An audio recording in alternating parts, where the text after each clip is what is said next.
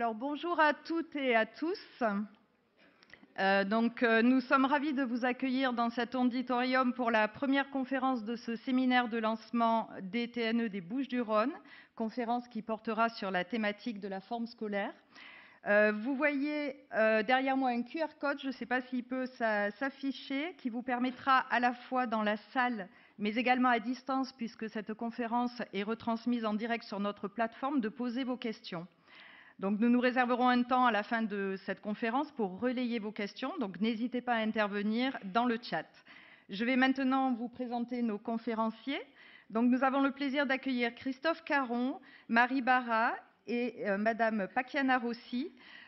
Christophe Caron, pour l'introduire, est chef de projet forme scolaire et aménagement des espaces d'apprentissage en charge du dispositif Archiclass à la direction du numérique pour l'éducation. Il dirige également le programme TEDI qui permet à des élèves empêchés de bénéficier de solutions robotisées de téléprésence. Sur le stand de la DRAN, vous pourrez voir le matériel qui a été apporté pour ce séminaire. Je tiens à remercier également Marie Barra, qui est professeure agrégée d'art plastique. Elle est chargée de mission à la DNE en tant qu'experte pédagogique et pour le contenu éditorial du site Archiclass. Donc, leur intervention en binôme s'intitule « Usage du numérique et forme scolaire, illustration au sein des TNE ». Et à la fin de la présentation, nous aurons également l'intervention de Madame Pakiana Rossi, chef du bureau de l'innovation pédagogique à la DGESCO. Donc, je vous souhaite à toutes et à tous un excellent séminaire TNE et je laisse maintenant la parole à nos conférenciers. Merci.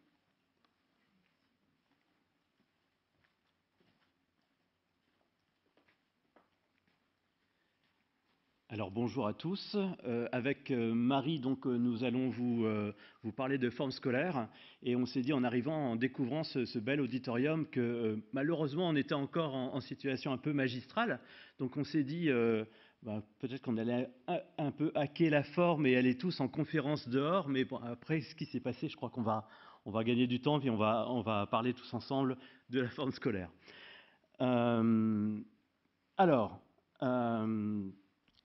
Une petite présentation de notre diaporama. On va d'abord voir un peu un langage commun, et avoir quelques définitions qui nous permettent de bien se comprendre. Ensuite, on va voir ensemble quels sont les enjeux de la forme scolaire avec les usages du numérique pour les enseignants et pour les élèves. On a choisi ici vraiment d'avoir une conférence qui soit pratico-pratique. Voilà, qui parle de pistes pédagogiques et qui donne des illustrations concrètes qu'on va voir ensuite à partir de la première vague des TNE qui se sont développés dans 2 départements, l'Aisne et le Val d'Oise. Et puis enfin, on finira cette présentation par justement vous parler du dispositif Archiclass, qui est un dispositif porté par la Direction du numérique pour l'éducation depuis 2018, et qui a pour vocation d'accompagner les enseignants et les collectivités territoriales dans la réflexion sur l'aménagement des apprentissages, l'aménagement spatial, les projets de construction scolaire. Voilà. Je vais donner tout de suite la parole à Marie pour la première partie. Alors, bonjour à tous et à toutes. Alors, on va commencer peut-être par parler un petit peu... Ah oui. Du coup, on ne me voit plus. Non, merci. Je devrais être plus grande, mais ça ne marche pas. Donc, d'abord, parler un petit peu qu'est-ce que c'est que la forme scolaire là. Alors, on va peut-être définir, parce que certains peut-être, on peut imaginer des choses. Donc, la forme scolaire, en tout cas, ça nous évoque tout d'abord notre modèle social et historique de transmission. C'est un petit peu l'organisation de notre école. Donc, c'est quelque chose qui est une tradition qui est liée à notre histoire, à notre culture. Et ça veut donc dire aussi que dans d'autres pays, il existe d'autres formes scolaires. La forme scolaire, c'est l'aménagement de l'espace, bien évidemment, mais c'est aussi évidemment la manière d'enseigner, et ça comprend aussi l'organisation temporelle. Donc il y a une certaine organisation temporelle qui est dans l'éducation nationale, suivant les disciplines, etc. Et on voit que ce n'est pas effectivement la même partout. Donc la forme scolaire, c'est bien tout ça. C'est la manière d'enseigner, c'est l'aménagement de l'espace, et c'est l'organisation temporelle. Alors c'est une notion qui date des années 80, qui a été théorisée par Guy Vincent, et qui est très importante puisqu'il y a cette idée effectivement d'histoire et d'histoire au long cours. C'est-à-dire que cette forme scolaire qui est quand même un petit peu la même depuis quelque temps et effectivement, eh bien, elle est remise un petit peu en question par justement les usages du numérique et on va voir un petit peu pourquoi et qu'est-ce qui est remis en question dans cette forme scolaire qui est un système scolaire qui a pour but de donner, de former tous les élèves, mais l'organisation spatiale, le temps d'apprentissage, la façon d'enseigner est peut-être parfois un petit peu similaire et relève un petit peu de la tradition scolaire qui peut-être parfois a besoin d'évoluer. Alors cette notion de forme scolaire a été un objet de réflexion, est un objet de réflexion depuis maintenant beaucoup d'années. Et une des réflexions les plus pertinentes, qui en tout cas a inspiré beaucoup d'enseignants, de chercheurs, c'est la réflexion de la designeuse Rosanne Bosch, la designeuse danoise donc. Et sa particularité de cette réflexion, c'est effectivement de définir des typologies d'espace, mais parce qu'elle articule en fait aménagement d'espace et situation d'apprentissage. Donc c'est ça évidemment qui va nous intéresser, c'est pas juste un aménagement d'espace pour de l'esthétisme, pour de la facilité de collaboration, etc. Il y a vraiment cette idée de lier avec des situations d'apprentissage. Et son objectif, effectivement, il est aussi de créer des espaces stimulants, motivants et énergisants, que ce soit pour les élèves et effectivement pour les enseignants également, ou en tout cas pour tous les acteurs de l'école. L'idée, c'est effectivement de recréer des espaces qui soient attractifs, agréables, qui donnent envie d'apprendre. Et on voit bien que l'aménagement de l'espace, qui induit une certaine façon de travailler, une certaine façon d'enseigner, est primordial. Alors cette typologie d'espace, elle a notamment été utilisée, et elle est utilisée encore sur Archiclass, donc c'est ça qui crée un petit peu les différents espaces d'apprentissage, c'est à partir des recherches de Rosanne Bosch, puisque son leitmotiv à Rosanne Bosch, c'est de dire que les espaces physiques d'apprentissage devraient être aussi divers et variés que les personnes qui les côtoient. L'idée, c'est de pouvoir offrir des espaces différents pour que les élèves puissent choisir. Et donc, en fonction de l'aménagement spatial, mais parfois on voit que c'est assez logique en fait, donc l'espace scène pour présenter, s'entraîner à l'oral. Donc là, typiquement, eh bien, je suis sur une scène, on est dans un espace scène. Mais on peut aussi imaginer l'espace feu de camp, échanger, travailler en groupe, la grotte, se concentrer, réfléchir individuellement, l'oasis, interagir pour dialoguer de façon plutôt informelle, le labo pour expérimenter, produire avec le numérique, et puis l'espace source, qui est un espace de recherche pour se documenter. Source en termes soit un espace physique, soit un espace aussi virtuel. Donc, ça induit un aménagement d'espace. On peut évidemment imaginer, quand on voit les espaces de Rosanne Bosch, effectivement, on est sur des choses très esthétiques, très designées, évidemment, c'est une designeuse. Mais là, l'idée, c'est que, et nous, c'est pas notre propos, on est bien dans l'idée que on peut très facilement faire un espace de feu de camp ou un espace pour faire une scène, juste avec la façon d'aménager, d'organiser, de placer les éléments, le mobilier, les chaises, etc. Et donc, en fait, c'est juste l'idée de pouvoir aménager l'espace, l'organiser avec le mobilier parfois existant et pour induire, pour provoquer ou pour travailler d'une certaine façon. Je crois que c'est à toi. Merci. Alors maintenant qu'on parle le même langage, on va voir les enjeux de cette, justement de cette forme scolaire sur les usages du numérique.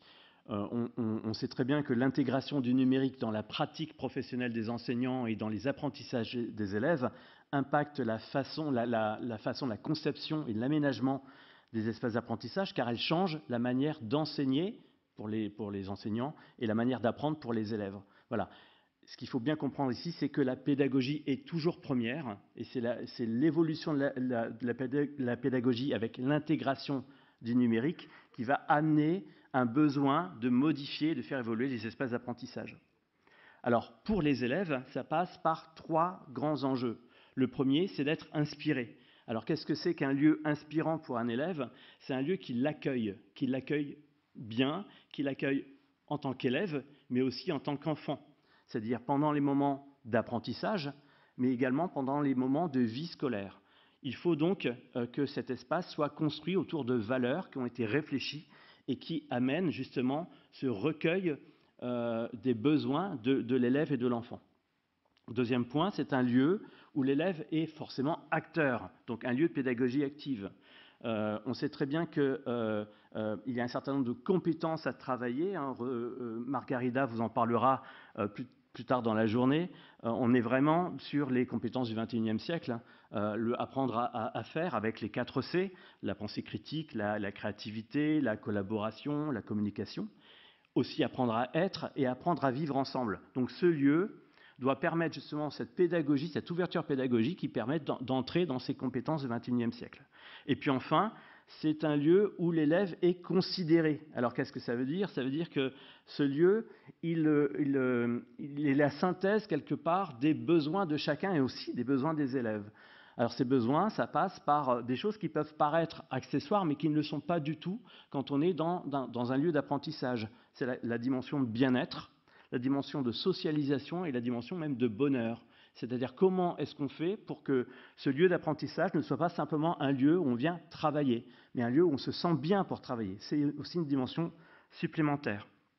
Et une illustration du point numéro 2, c'est-à-dire être acteur, ça passe par un certain nombre de situations pédagogiques et qui font travailler, on va dire, deux thématiques les plus importantes. C'est le travail en autonomie et le travail en collaboration. Donc là, vous voyez des illustrations issues de l'outil qu'on a créé qui s'appelle Archistart, qui est un outil d'exploration pédagogique et qui montre que voilà, dans ces 3 situations, l'intégration du numérique permet de travailler plus d'autonomie et plus de collaboration. Mais ça veut dire aussi qu'il est essentiel d'avoir une réflexion aboutie sur les postures physiques des élèves. Alors, il y a forcément des réflexions à avoir qui ne sont pas, voilà, on autorise tout et on fait n'importe quoi. Il faut se poser les questions. Quelles postures physiques sont pertinentes? À quel moment? Lesquelles sont à proscrire? Pourquoi varier les postures? Vous allez rester peut-être toute la journée assis dans l'amphithéâtre. Vous allez peut-être vous poser également la question du changement de posture.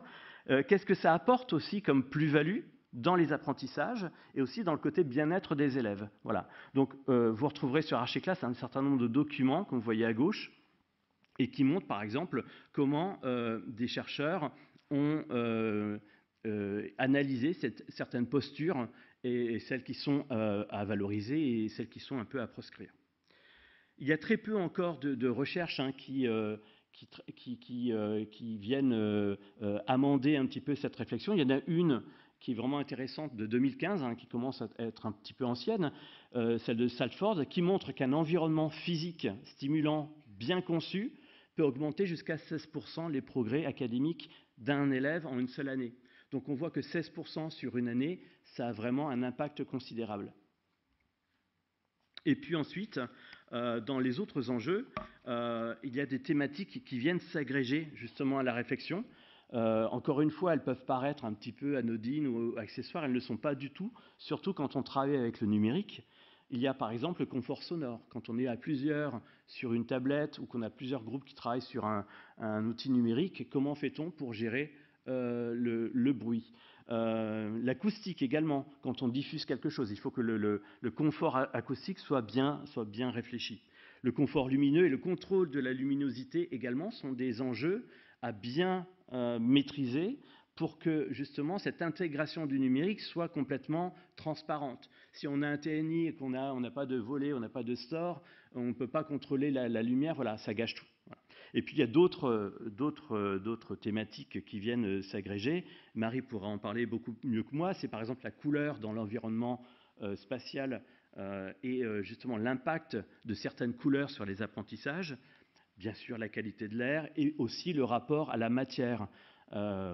Voilà, toucher du bois de qualité, toucher du tissu, travailler dans un environnement qui est agréable, qui fait du bien, ça permet aussi de mieux entrer, de mieux travailler et de mieux entrer dans les apprentissages. Alors maintenant, moi je vais vous parler des enjeux un petit peu pour les enseignants. Alors il y a une citation que j'aime beaucoup d'Albert Einstein qui disait « C'est le rôle du professeur d'éveiller la joie de travailler et de connaître ». Donc ça, évidemment, c'est le rôle, c'est pour les élèves. Mais effectivement, la joie de travailler et de connaître, ça marche effectivement aussi pour les enseignants. Et les usages du numérique, ou en tout cas l'introduction fortement du numérique, va permettre de dynamiser sa pédagogie.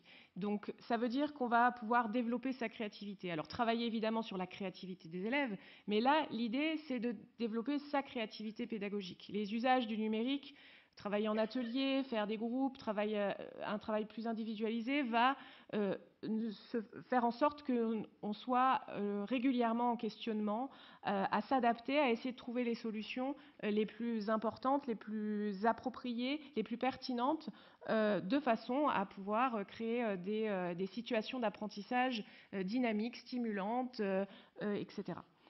Pour les enseignants, ça permet aussi un changement de posture. Alors on le verra par la suite. La mobilité, la réflexion sur le bureau enseignant, etc. Donc l'idée là, c'est que le changement de posture, l'enseignant sera plus mobile, il y aura l'idée d'accompagner de manière plus individualisée, de plus être justement dans quelque chose de frontal, mais bien presque à côté de l'élève, en accompagnement. Et ça, c'est aussi très intéressant et quelque chose qui est très pertinent dans des travaux de groupe ou travaux de projet, etc.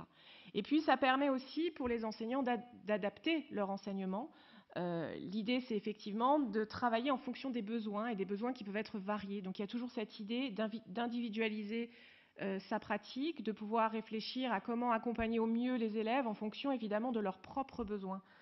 Et ça, c'est quand même quelque chose qui est de nos jours très pertinent et c'est le quotidien des enseignants. Alors, l'utilisation du numérique, donc pour l'enseignant, ça demande à réfléchir évidemment au type de pédagogie choisie. On ne va pas pouvoir enseigner de la même façon, en tout cas, c'est plus du tout approprié. Il va falloir réfléchir à comment est-ce qu'on veut enseigner, peut-être aussi à la temporalité, puisque ça veut dire qu'il y aura peut-être un moment un peu frontal de transmission un peu plus traditionnel de certaines connaissances, et puis des moments plus de pratique, etc. Ou en tout cas des travaux en collaboration, en petits groupes, etc.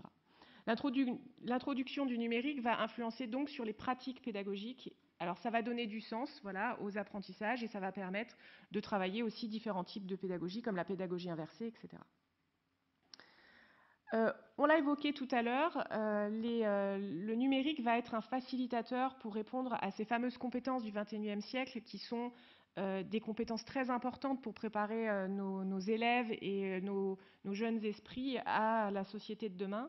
Donc l'esprit critique, la résolution de problèmes, la créativité, très importante, la communication, la collaboration. Donc ça, vous retrouvez un petit article là-dessus sur le site Archiclass, mais effectivement, ce sont bien plus que d'accumuler des connaissances, il s'agit vraiment d'apprendre à savoir faire, d'avoir des capacités et de pouvoir répondre dans des situations complexes et problématiques avec son esprit critique, sa créativité, etc. Et donc le numérique permet tout ça, puisque souvent le numérique induit aussi des façons de travailler qui utilisent des situations complexes. Et souvent avec le numérique, il y a beaucoup de compétences qui sont demandées. Alors je l'ai évoqué tout à l'heure, pour l'enseignant, ça va induire effectivement aussi de partager l'espace. On est à côté de l'élève plutôt qu'en face. Il y a une sorte de porosité entre l'espace prof et l'espace élève. On redevient mobile, on est nomade un petit peu, on passe de groupe en groupe dans la classe. J'ai évoqué tout à l'heure la réflexion sur le sacro-saint bureau enseignant. Symbole d'autorité, plus il est gros, plus on a de l'autorité.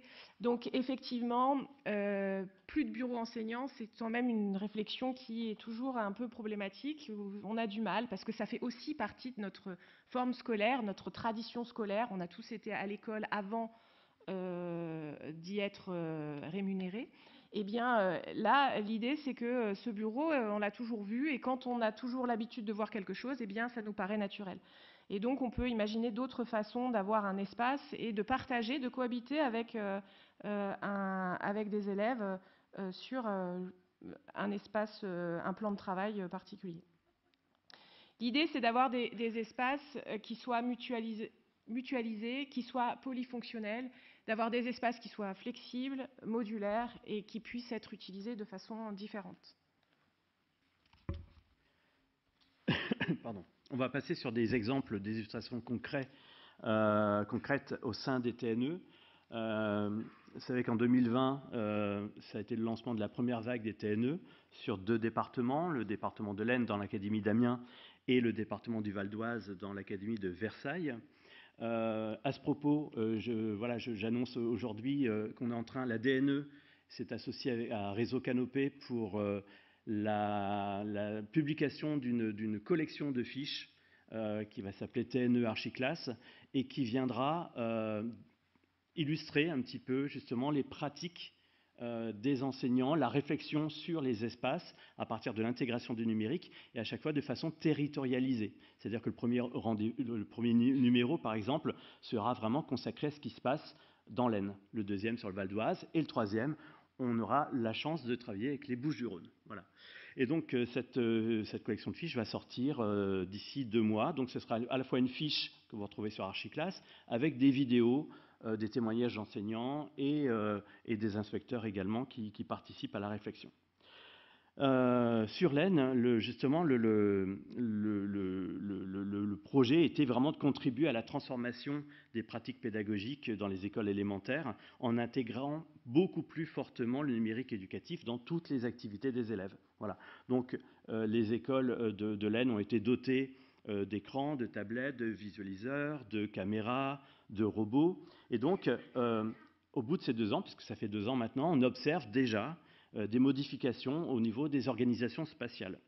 Et vraiment allant vraiment vers une plus grande autonomie des élèves. Donc on a pris l'exemple de l'école de Condé-en-Brie dans l'Aisne, qui justement réfléchit sur de nouvelles organisations. Donc par exemple, ici c'est l'organisation en îlot ou en U, donc ce qu'on appelle sur Archiclass le feu de camp. Et donc, on va voir ensemble quels sont les avantages de ces aménagements. Donc, on voit que le feu de camp, au passage, vous retrouvez une fiche sur Archiclass qui vient décrire un petit peu ce qu'est le feu de camp et comment on peut en faire un rapidement avec peu de moyens. Donc, c'est un lieu d'apprentissage en petits groupes. Il y a 2 configurations possibles, soit vraiment en tout petit groupe où c'est un lieu d'échange qui permet avec les technologies numériques d'entrer dans le débat, ou alors, dans une taille plus importante, c'est un espace immersif qui est vraiment propice à la projection. Voilà. Le feu de camp, l'avantage, comme l'a dit Marie tout à l'heure, on est vraiment sur la facilitation du travail collaboratif dans un espace dédié. C'est vraiment une première entrée vers une pédagogie beaucoup plus active, car développer justement l'interactivité entre les élèves, c'est aussi limiter le plus possible les phases un peu plus passives. Voilà. Tout en ayant en tête qu'il faut limiter aussi le nombre d'îlots pour l'enseignant et d'inciter peut-être même encore plus les élèves à s'entraider. Donc le feu de camp permet de mettre en place un certain nombre de situations pédagogiques avec notamment des moments de production numérique facilités par le regroupement des élèves, des projets interdisciplinaires, du brainstorming et puis aussi tout ce qui est débat, échange et travail autour des compétences orales. Un autre point, c'est le changement de posture. Alors, justement, ce changement de posture est faciliter la mobilité. Donc, c'est bien aussi cet intérêt d'utiliser le numérique mobile. Ça va permettre de favoriser le travail en groupe, le travail collaboratif. Ça va permettre de les amener à se déplacer. Donc, il faut évidemment aménager l'espace pour permettre ces déplacements, ces circulations. Les circulations, là, sont vues comme effectivement des choses positives. Ça veut dire qu'il y a émulation, qu'il y a action, que les élèves sont actifs dans leur travail et donc investis. Et donc, on investit, on engage physiquement les élèves dans les apprentissages. Et ça, c'est quelque chose qui est très utile, notamment aussi pour travailler sur le climat scolaire dans les collèges et lycées REP+, etc. Donc, vraiment, cette idée que leur permettre de se déplacer, d'aller travailler en petits groupes ou tout seul, de leur permettre de choisir leur posture de travail, eh bien, ça va être quelque chose qui va les encourager, les motiver, les mobiliser dans leurs apprentissages. L'idée, c'est qu'ils puissent travailler de différentes façons. Ils puissent tout à fait travailler assis par terre, debout, de différentes manières. Ils choisissent leur posture de travail pour choisir la façon dont ils veulent travailler, dont ils veulent s'engager dans les apprentissages. Le mobilier doit effectivement permettre ces changements de posture, donc il doit être facilement déplaçable, il doit être facilement modulable, il doit permettre aussi des changements de posture, c'est-à-dire que la sacro-sainte chaise va pouvoir être déclinée et on peut trouver d'autres assises, d'autres types d'assises. On peut aussi prévoir des espaces pour travailler debout, c'est quand même très important aussi. L'idée, effectivement, c'est de penser l'aménagement de l'espace et la mobilité des élèves. Parce qu'on on demande souvent aux élèves de ne pas bouger. Les élèves doivent demander l'autorisation pour aller jeter un papier à la poubelle, etc. Donc il y a une sorte de réglementation comme ça qu'il faut avoir peut-être. Mais aussi l'idée que les élèves, il ne faut pas oublier qu'ils restent effectivement assis sur leur chaise toute la journée et que la circulation est essentielle pour la réflexion, pour le flux sanguin, pour leur permettre de pouvoir réfléchir correctement, etc. Dans son rapport « Repenser la forme scolaire à l'heure du numérique », Madame Catherine Becchetti-Bizot disait que le numérique, en multipliant les interactions, avait introduit de l'horizontalité dans les échanges, brise les hiérarchies, favorise à la fois les formes de travail plus collaboratives, des modalités d'apprentissage plus personnalisées. Il permet d'apprendre en mobilité et dans des environnements diversifiés. Et ça, c'est vraiment ce qui résume un petit peu tous ces questionnements qu'il peut y avoir à partir des usages du numérique ou avec les usages du numérique. C'est un outil supplémentaire, mais qui va ouvrir des champs de possibles pédagogiques qui permettent des variations, des plus-values pédagogiques qui sont très intéressantes et enrichissantes pour les élèves. Ça va permettre également d'investir tous les espaces, et même des espaces qui au départ ne sont pas forcément aménagés. Donc là, par exemple, vous avez un hall du collège, j'arrive jamais à le dire. Van Gogh à Blénaud-les-Pontains. Voilà, c'est ça que j'arrive plus à dire. Donc un hall qui est aménagé pour pouvoir créer un espace oasis, par exemple, des espaces un peu d'interaction où les élèves vont pouvoir avoir différents types d'interactions, justement, studieuses, un petit peu moins studieuses, travailler seuls, se retrouver en groupe, lire, écrire sur des surfaces d'inscription, etc. Donc cette idée d'investir ce qu'on appelle les espaces dits interstitiels, ce sont ces espaces qui au départ n'ont pas à proprement parler de but scolaire, mais qui peuvent proposer des possibilités d'apprentissage. Alors on pense évidemment à se rencontrer dans des espaces de circulation. Donc par exemple, quand on a des escaliers très larges et qu'on peut effectivement l'escalier peut faire une sorte de gradin ou en tout cas permettre de se rencontrer à ce moment-là. Échanger de façon informelle dans un couloir. Il y a beaucoup de couloirs qui sont parfois aménagés pour créer justement ce genre d'interaction informelle. Et puis le hall d'accueil. Là, on vient de vous montrer un exemple concret. Donc ces cartes sont issues du kit Archistart, donc le kit pédagogique créé par Archiclass. Donc investir ces espaces-là est quelque chose d'intéressant puisqu'il y a des espaces comme ça qui sont un petit peu des espaces qui n'ont pas été pensés comme des espaces pédagogiques mais qui peuvent offrir beaucoup de possibilités et de variations dans les apprentissages. Alors maintenant on passe à la présentation du dispositif Archiclass rapidement puisqu'on a un atelier cet après-midi à 14h30 qui nous donnera l'opportunité de vous le présenter plus en détail. Archiclass, qu'est-ce que c'est? C'est un dispositif, donc, comme j'ai dit, porté par la DNE depuis 2018, qui propose une démarche et des outils concrets pour les enseignants, mais également pour les collectivités territoriales, pour tout ce qui est projet d'architecture scolaire. Alors, par architecture scolaire, on pense à la construction, à la rénovation, mais aussi simplement à l'aménagement des classes et des espaces d'apprentissage ou de vie scolaire. Il y a 3 phases rapidement dans Archiclass. C'est une phase d'abord de définition de l'ambition pédago-numérique. Qu'est-ce qu'on met comme numérique? Pourquoi faire? À quel endroit? Ensuite, le nœud d'Archiclass, on est là sur la définition des espaces scolaires par rapport aux besoins et aux pratiques pédagogiques. C'est-à-dire qu'il y a une vraie réflexion de fond sur la pratique pédagogique. Et progressivement, cette pratique pédagogique, elle va fonder une réflexion sur la conception des espaces et non pas l'inverse, surtout pas l'inverse. Et en phase 3, on stabilise le tout, puisque cette réflexion-là, elle a vocation à venir nourrir ensuite, pourquoi pas, le travail du programmiste ou de l'architecte.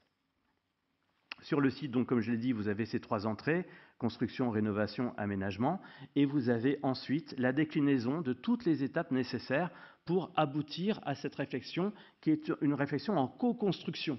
On n'est pas sur les enseignants réfléchissent à la pédagogie et au bout d'un moment, on parle un petit peu à la collectivité. Non, on réfléchit ensemble, on se met tous autour de la table, enseignants, élèves, parents d'élèves, collectivité territoriale. Et quand je dis collectivité territoriale, ce sont tous les services de la collectivité, aussi bien le bâtiment que l'éducation. Voilà. Donc ça, c'est important. Ce cheminement-là, on ne l'a pas inventé, on s'est vraiment basé sur le travail d'un conseil départemental, celui de l'Indre-et-Loire, qui nous a accueillis et qui a permis justement de voir quels étaient les besoins, les manques en termes de méthodologie. Et donc, on a vraiment fait un travail de synthèse qui permet donc à une collectivité de ne pas avoir à adapter cette démarche à son propre processus. Alors, on les a évoqués tout à l'heure, ce sont la fameuse typologie des espaces d'apprentissage que vous retrouvez sur Archiclass. Vous retrouvez notamment des fiches qui expliquent et qui permettent de vous donner des clés, de donner des clés pour savoir comment faire un feu de camp avec peu de moyens, des petites idées pratiques, etc. Donc vous retrouvez ces typologies d'espace. Vous avez des articles aussi qui vous permettent d'enrichir votre réflexion, d'essayer de voir un petit peu quelles pourraient être les références qui peuvent nourrir un peu la réflexion. Vous avez donc cette collection de fiches aussi, les fiches mobiliers, qui permettent de donner un petit inventaire sur des thématiques précises, les assises, les plans de travail, les surfaces d'inscription, etc., etc. Sur justement, alors aussi le studio web radio, etc. Donc des thématiques très numériques, des thématiques aussi d'aménagement d'espace, mais qui évidemment sont nécessaires pour les usages du numérique.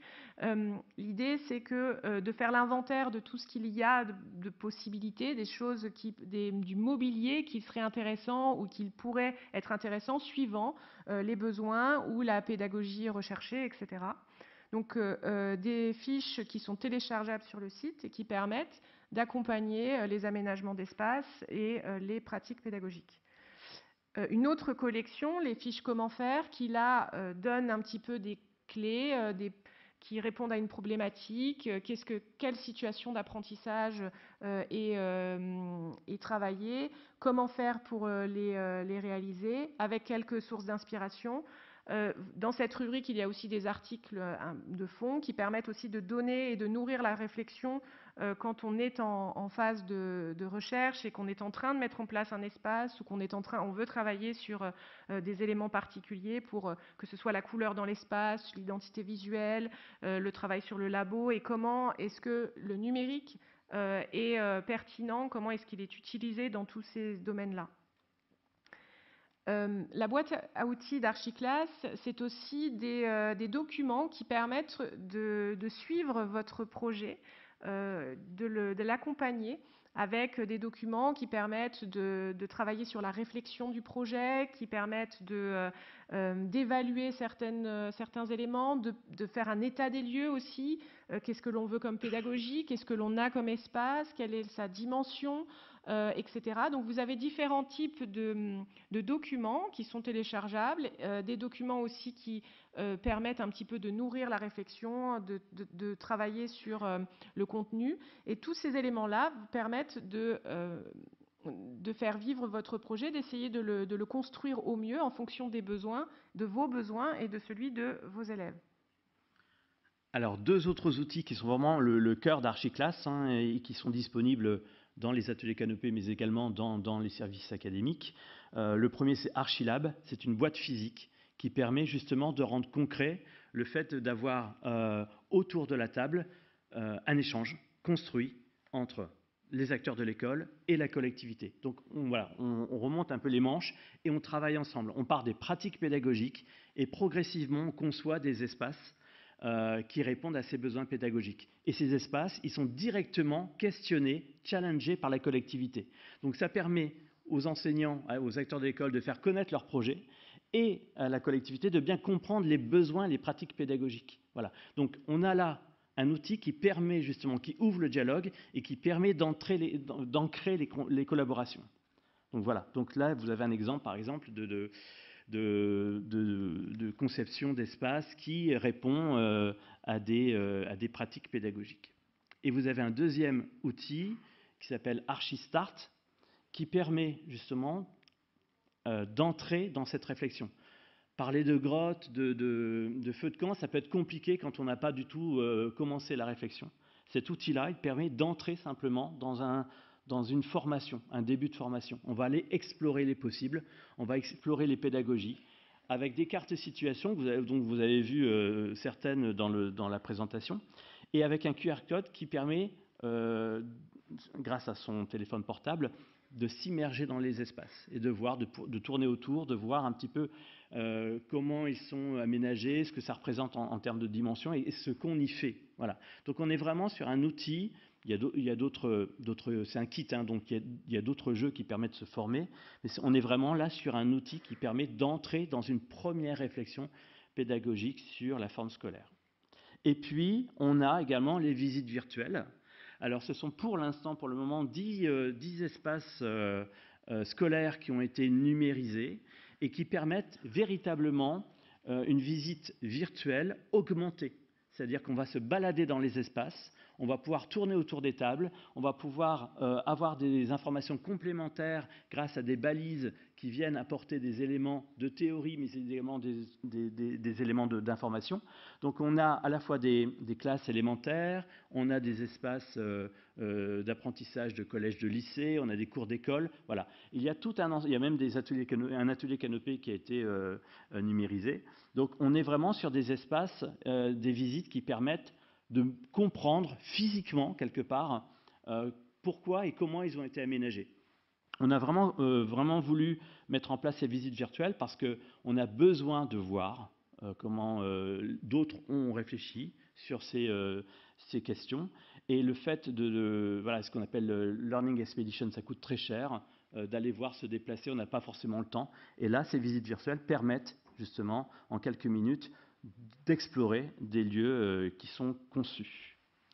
Enfin, sur le site, rapidement, vous retrouverez 90 témoignages d'espaces qui ont été conçus en suivant la démarche Archiclass ou une démarche similaire et qui donnent à voir non pas simplement les produits finis ou les espaces comme ils sont maintenant, mais toute la réflexion qui a abouti à cet aménagement.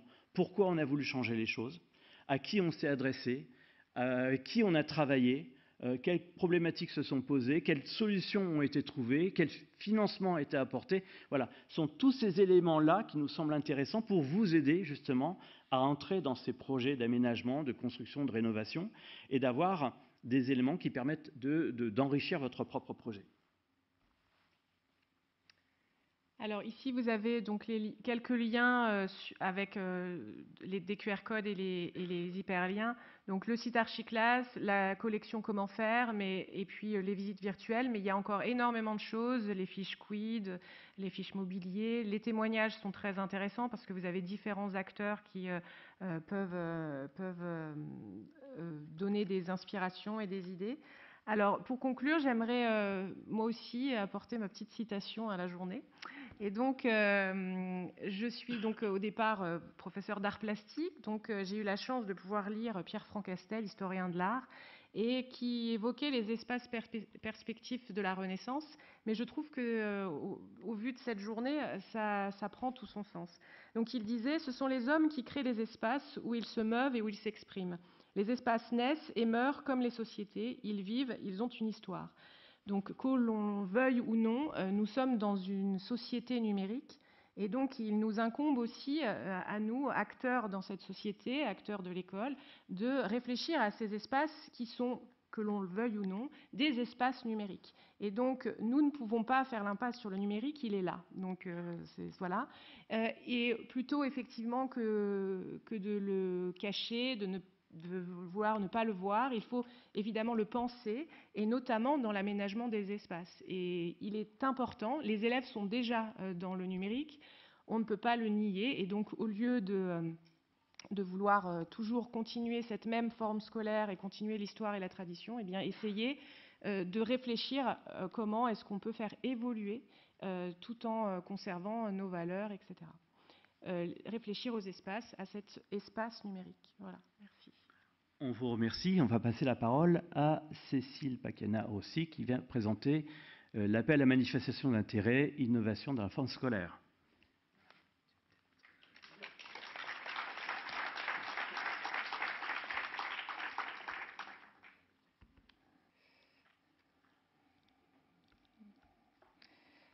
Alors, je ne sais pas si la présentation va s'afficher. Voilà, merci. Bonjour à toutes et à tous. Je suis Cécile Pakiana-Rossi, je suis la chef du bureau d'innovation pédagogique à la DGESCO. Et je viens vous parler dans la continuité de ce qui a été présenté très brièvement, 5 petites minutes, et ce sera nécessairement à grands traits, de l'appel à manifestation d'intérêt qui s'intitule « Innovation dans la forme scolaire ». Donc vous voyez le lien tout à fait évident avec ce qui vient d'être dit. Quelques mots de présentation. Donc ça s'inscrit dans le cadre PIA 4, France Relance, dont on a parlé déjà ce matin, en partenariat avec la Banque des Territoires et avec le SGPI, dont nous avons une présentation tout à fait inspirante tout à l'heure, et avec le ministère de l'Éducation nationale, de la Recherche et des Sports, qui est donc suivi par mon bureau. Alors pourquoi la forme scolaire? Je pense qu'on a eu déjà pas mal d'éléments là. Et puis tout à l'heure, j'ai été intéressée par la toute petite modification d'intitulé qui a été faite par Monsieur Pierre Huguet, qui a parlé de rénovation de la forme scolaire. Et il a parlé de l'AMI, de la rénovation de la forme scolaire, et pas de l'innovation dans la forme scolaire. Et en fait, ça souligne tout à fait les objectifs, c'est-à-dire pourquoi innover dans la forme scolaire. Peut-être parce qu'il y a un besoin de rénovation. Je ne reviendrai pas sur l'excellente définition qui a été donnée et que je partage évidemment totalement d'une forme scolaire qui est une organisation des enseignements, des environnements d'apprentissage et finalement une codification. Est-ce que cette codification, cet ensemble de règles est encore suffisamment adapté aux besoins des élèves, des enseignants et aux besoins des interactions nouvelles dans des espaces effectivement également renouvelés? Je vous présente très brièvement, puisque je m'y suis engagée, les axes forts de cet appel à manifestation d'intérêt. Je vous en présenterai les modalités financières très brièvement également ensuite. Donc d'abord sur la dimension thématique, 3 axes structurants, évidemment les temps et les espaces, hein, bien sûr. Donc je pense que je ne vais pas redévelopper davantage cet élément. Et d'ailleurs, le cahier des charges que nous avons rédigé présente un exemple, mentionne Archiclass bien évidemment pour son travail très approfondi sur la question, et le mentionne. Le cahier des charges qui est disponible en ligne sur le site Achat public de la Banque des Territoires mentionne des exemples qui sont susceptibles d'inspirer des porteurs de projets qui voudraient innover dans la forme scolaire. Donc je vous parle des thématiques et ensuite des modalités. Donc un axe structurant autour de projets qui viendraient repenser l'utilisation du temps et les espaces. Un deuxième axe, alors cet appel à manifestation d'intérêt n'est pas centré exclusivement sur un usage renouvelé du numérique, hein, c'est vraiment la forme scolaire dans toutes ses dimensions, dont évidemment l'intégration du numérique. Un axe autour de l'accompagnement du parcours de l'élève et du développement des compétences du XXIe siècle, dont on a parlé tout à l'heure, hein, dans l'objectif de faire évoluer, de travailler tous les points que vous voyez mentionnés ici. Hein, l'idée, c'est quand même de sécuriser le parcours de l'élève, de faire en sorte qu'un élève prenne plaisir à venir à l'école. Hein. Je pense que moi, j'étais enseignante également et c'est une dimension importante.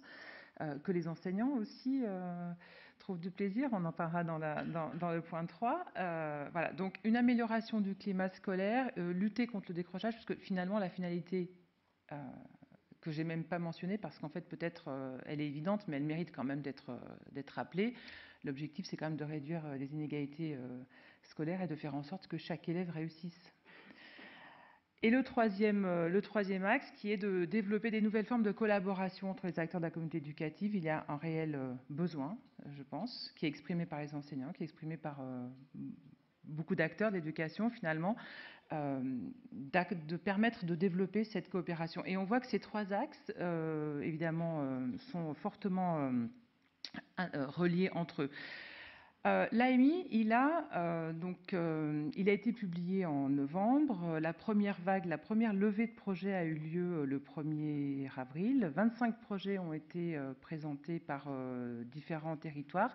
Et il a une particularité. D'abord, il a une dotation de 250 millions d'euros sur 5 ans. Donc, c'est un signal fort institutionnel, donc financé par France 2030 et le plan France Relance, un signal fort du soutien à l'innovation, à l'évolution de cette forme scolaire, avec un objectif de concevoir, d'expérimenter des nouvelles formes pour faciliter la coopération et les apprentissages, pour s'adapter aux besoins des élèves. In fine, on est bien là.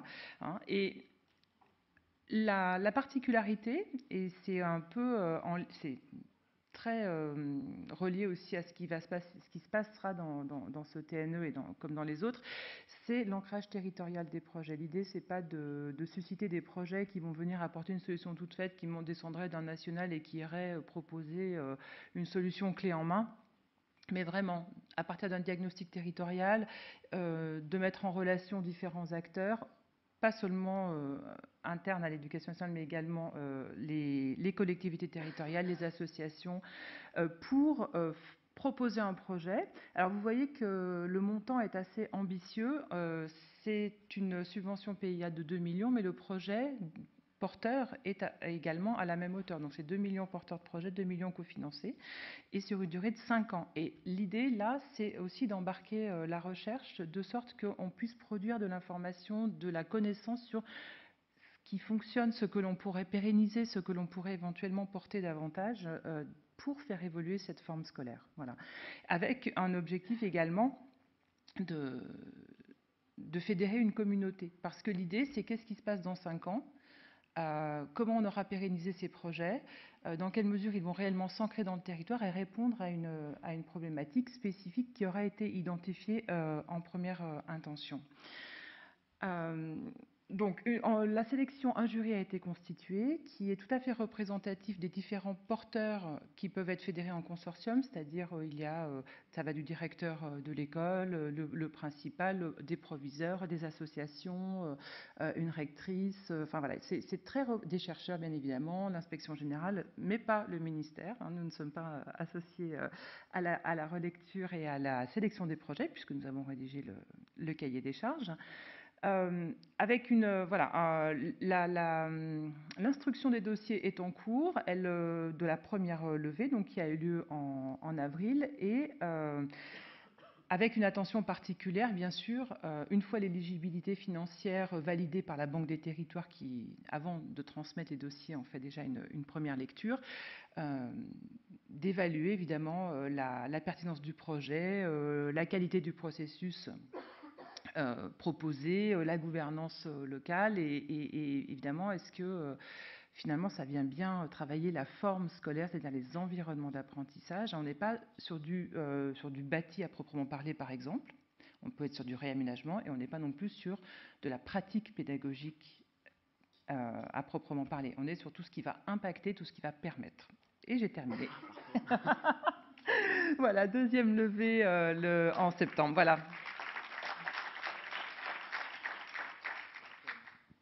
Merci beaucoup pour le timing. Ça nous laisse un petit temps de questions-réponses. Donc, les questions ont été posées via l'URL qui s'est affiché tout à l'heure en début de conférence. Je tiens à remercier vraiment les 3 conférenciers qui ont été vraiment bien dans le timing et dans les explications. Alors, il y a quelques questions qu'on a synthétisées. Alors, la première qui revient beaucoup, c'est quel financement pour un établissement scolaire et à partir de combien on peut justement changer sa classe et la faire du coup correspondre à vos différentes définitions. Alors juste un élément de réponse d'un TNE dans l'Aisne, justement, avec l'exemple de Condé-en-Brie. Ils n'ont pas eu encore de financement, ils n'ont pas eu de financement pour la conception des espaces, le mobilier, et ils ont déjà modifié énormément de choses. C'est-à-dire qu'avec le matériel existant, ils ont déjà modifié quelque chose. Donc forcément, on est toujours à l'affût d'avoir un financement pour modifier, pour moderniser, mais on peut faire beaucoup avec l'existant. Merci beaucoup. Alors, il y a une question de Madame Fanciello de l'école Jules Ferry à Saucé-les-Pins qui demande est-ce qu'il y a une superficie minimale pour aménager sa classe. Elle précise que chaque année, elle a entre 25 et 30 élèves de CM2, donc j'imagine des locaux qui ne sont pas très très grands. Est-ce que vous avez du coup une superficie minimale? Autrement, ce n'est pas la peine de basculer sur un nouvel environnement. Alors, encore une fois, on aimerait bien avoir des grandes salles de classe. C'est vrai que là, la recherche a montré qu'en théorie, quand on veut des espaces où il y a une pédagogie plus active, on a besoin d'espaces un peu plus grands. On estime à 20% l'espace supplémentaire utile.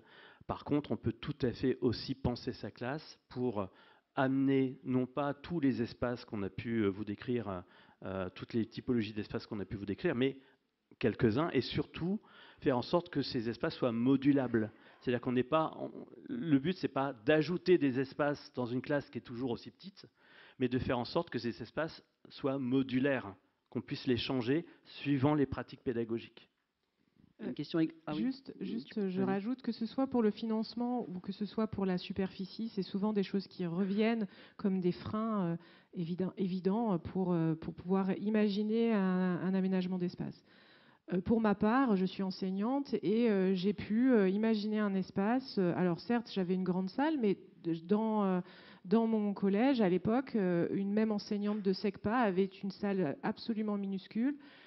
Évidemment, elle a pu, elle aussi, aménager son espace avec différents types d'espaces pédagogiques, avec une idée de flexibilité, avec une idée de pouvoir créer un espace agréable, etc.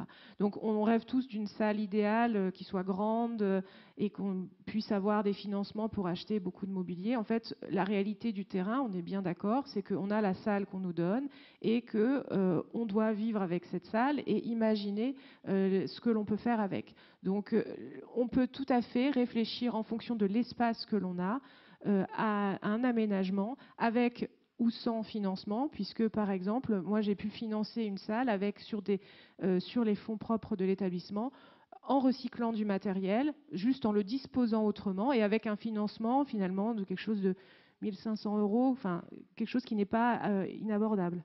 Donc l'idée, c'est, et puis ça peut se faire dans le temps aussi. Il y a peut-être l'idée d'échelonner, de pouvoir commencer sa réflexion et pouvoir commencer son aménagement par peut-être certains éléments qui vont, des assises, qui vont pouvoir changer la posture, etc.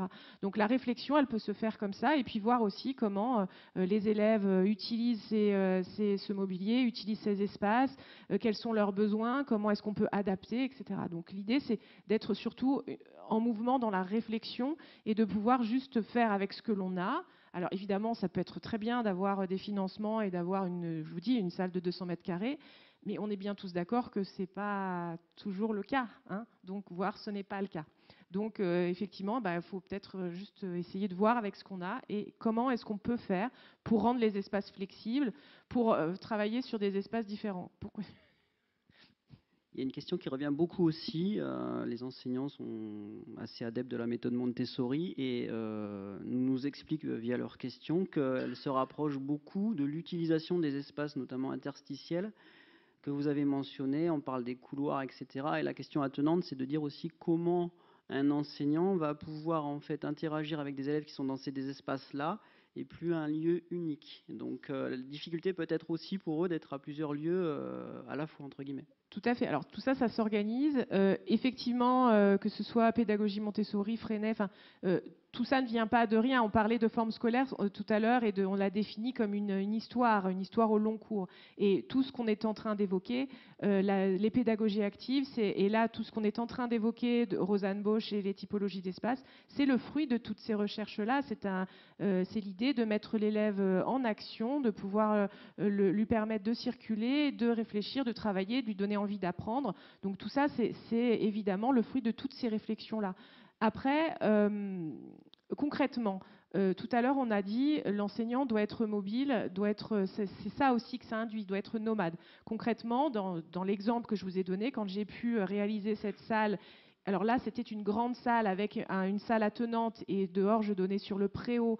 Donc, moi, j'autorisais les élèves à aller travailler un petit peu dehors sur le préau. Et donc, évidemment, ça sous-entend aussi, premièrement, que l'enseignant doit être mobile, il doit pouvoir aller voir ce qui se passe, etc. Et puis, Rosanne Bosch, elle dit aussi dans un de ses livres, son dernier livre, elle dit aussi qu'il faut aussi faire confiance. Et il faut donner les clés. Évidemment, en faire confiance, ça ne veut pas dire aveuglément, on est bien d'accord. Mais il y a l'idée que si on donne la possibilité aux élèves de travailler de façon créative, si on leur donne la possibilité de pouvoir travailler en groupe, si on leur fait confiance à certains moments, ils ont envie d'apprendre. C'est ce qu'elle dit qu'au départ, les élèves, et je crois sincèrement, ont envie d'apprendre. Il faut juste peut-être favoriser cet apprentissage et travailler différemment. Alors moi, quand je vous parle de cette salle, j'étais en REP+, donc d'accord, la confiance, on la limite quand même. Je veux dire, je savais, j'étais pas non plus complètement. Je savais qu'il fallait vraiment que je sois mobile, que j'aille voir ce qui se passe un petit peu dans la salle à côté, etc. Mais peu importe, en fait, quand on est en train de travailler, on est mobile, on va dans les groupes. Le volume sonore, tout ça, ça se travaille et ça veut dire que on fait confiance, mais on fait une confiance raisonnée et puis on s'organise, on organise des temps, on organise des moments, etc. Donc tout ça, ça se gère. Et pour les espaces interstitiels, eh bien, évidemment, on ne va pas choisir un couloir qui est à l'autre bout de l'établissement et qui n'est pas à côté de notre salle. Donc ça peut être un espace qui est juste à côté, mais ça veut dire que peut-être autoriser les élèves à travailler dans le couloir parce qu'ils ont une captation vidéo à faire ou ils ont un petit travail de groupe. Ça veut juste dire qu'ils sont, la porte est ouverte, ils sont à côté, on les entend, on peut aller les voir de temps en temps, mais enfin c'est pas non plus. Voilà. Après évidemment, on connaît aussi nos élèves et on sait ce qu'on peut et ce qu'on ne peut pas faire. Évidemment, il y a des classes peut-être avec lesquelles c'est peut-être pas non plus approprié. C'est à voir. En fait, c'est en fonction de ce que l'on veut faire, de ce que l'on peut faire et du public que l'on a. Et de l'espace. En tout cas, on voit qu'il y a beaucoup de problématiques par rapport à tout ça. On va remercier en tout cas nos 3 intervenants, vos questions, et puis on va laisser la place aux suivants. Merci encore.